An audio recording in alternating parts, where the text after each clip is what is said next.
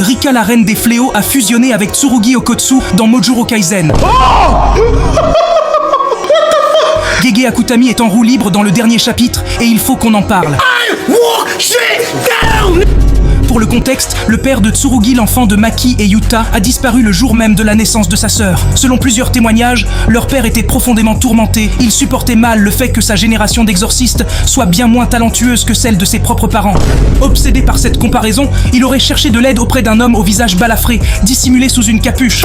Ce fut sa dernière apparition connue. Depuis, Tsurugi se demande si cette disparition n'est pas liée à l'étrange différence d'énergie occulte entre lui et sa sœur. Pendant ce temps, Maru, déterminé à le tuer, le malmène sans relâche grâce à sa technique. Tsurugi survit à peine, encaissant de plein fouet les assauts successifs. Un gouffre sépare les deux combattants, mais Tsurugi refuse catégoriquement d'accepter la mort de sa sœur. C'est alors que Rika émerge de l'obscurité, maudissant Yuta pour avoir engendré une descendance avec Maki. Elle accepte malgré tout de lui venir en aide, concluant un pacte. Une déferlante d'énergie occulte explose soudainement, et Maru est projeté violemment au loin par un coup supersonique. Accompagné de Rika, Tsurugi renaît. Il devient alors l'exorciste ultime, fusionnant la force physique monstrueuse d'un sans-énergie combiné à l'énergie maudite démentielle de Rika.